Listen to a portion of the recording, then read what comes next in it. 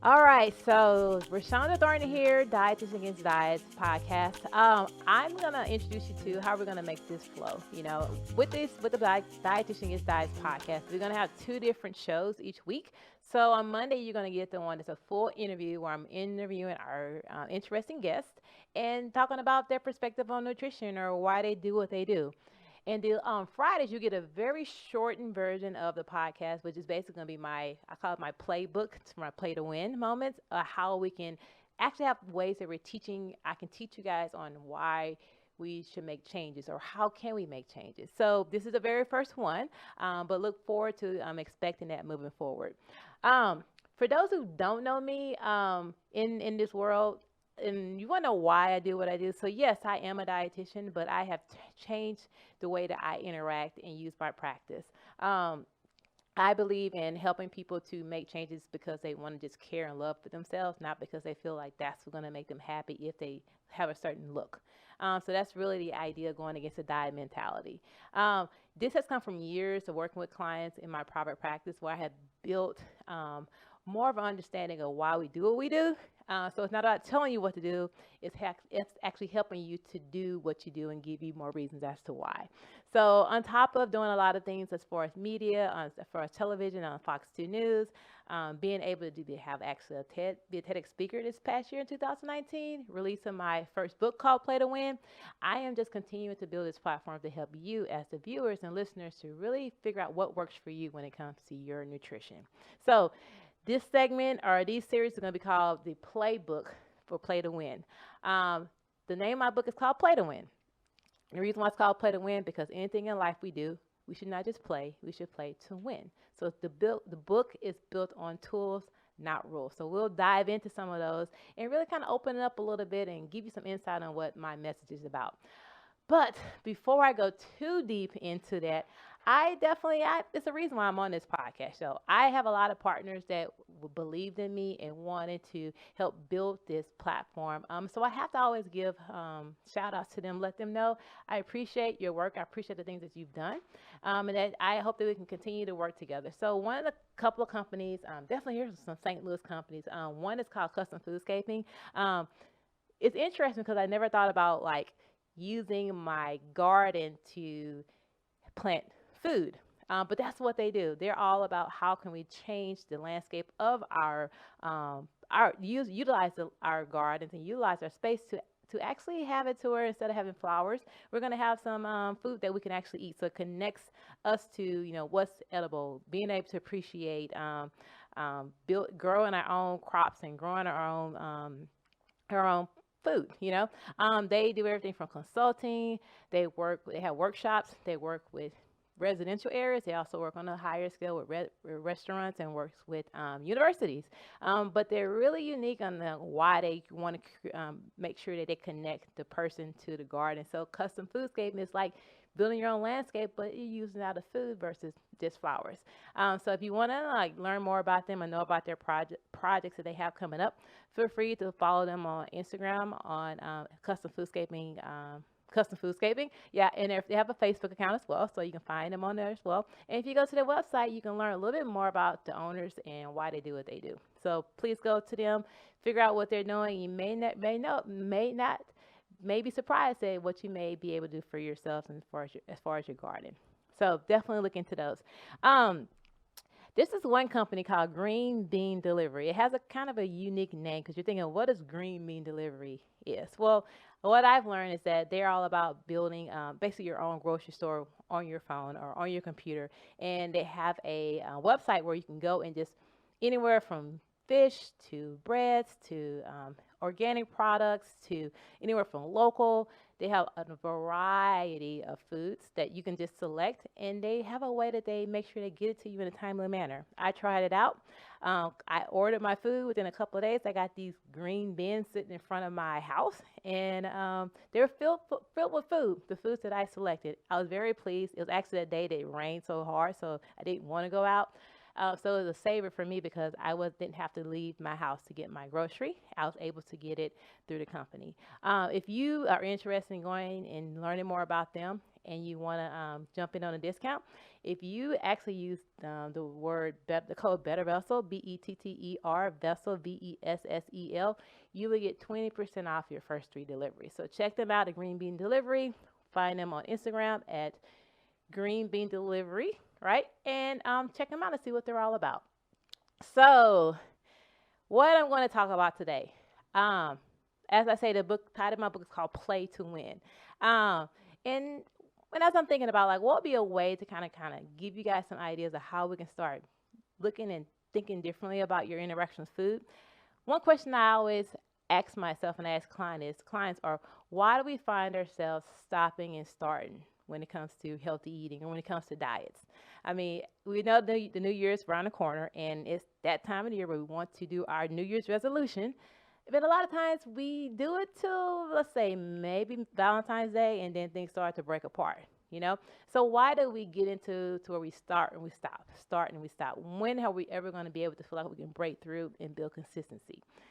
I have a theory as to why I feel people do not feel like they're able to continue to go once they start. A lot of times when people are on their endeavor to live a healthy life, they have not taken consideration what life looks like in lieu of that. Life has its ups and downs. There's going to be times where life is stressful, life is busy and hectic. And when it comes to you being in your diet, they may not glue together, or you don't put that in consideration.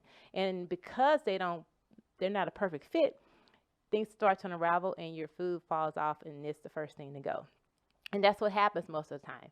If you're on your path to where you're going to make choices as far as your healthy foods, then you have to learn how to embed them together. I call it, you got to marry life with nutrition, because they have to live together in the same space for you to be able to do it consistently. So I would say, just think about what life is going to be like, expect the unexpected, and learn how can you continue to find ways to make sure you're still making healthy choices in lieu of that. A lot of times we do it for aesthetic reasons. We're chasing the idea that if we get on this diet, we're going to have this particular number that we're striving for, that we somehow feel that's successful. And if we get to that number, we feel like we're going to be happy. So a lot of times I say, feel like we're chasing this dream of happiness, and it's through changing our body physically. But just think, when you go on a diet, in the process of changing your body, are you happy? I would probably say no. You're probably in it, can't wait to get out of it, feel miserable, and wishing that you can somehow expedite or take a magic pill. Well, a lot of times we are doing and making changes for our food for our wrong reasons. The idea that you're going to be happy because you lost this weight is not necessarily going to be the answer. And obviously, if that was something that was so important to you, why do we still find a way to stop? Why do we still find ourselves stopping and starting? You know, so chasing the dream that you're going to be happy once you get to a certain body is not really what's going to get you to where you're going to be consistent. You have to understand that it's going to take time, work. And in the midst of that, how can you be able to appreciate the moment and not just wait till you get to the very end? And I think a lot of times, like I said earlier, life happens and things pop up. There are things called obstacles. You know, what about when it's the party going on? Or what happens when you didn't get to get your grocery? Or what happens when your best friend came into town and you guys are going out? You know, yes, it's highly unlikely that you're going to want to continue to eat some of the healthier foods. But when we're bringing in healthy eating, we have to figure out a way, how can we strategically incorporate our lifestyle into life and into these obstacles. And when we're able to do that, we can find that there's a consistency piece to it. I actually have a client, when we first started, she was a stop and go type of girl. You know, life was stressful. She was actually a grandmother, so she didn't have the issues of having family and having to worry about her kids and what they're going to do and their schedule. But she was caught up into the loop to where she would start a diet, and then 3 or 4 months later, she stopped it.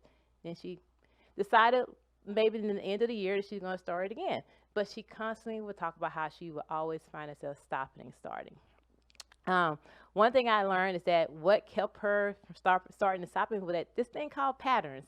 There's power in patterns. And because of having patterns, it's hard to kind of break those. So when you're getting to something new, if you already have a pattern, that's been your pattern for many, many years, jumping into a diet, into a new pattern, sometimes can be difficult.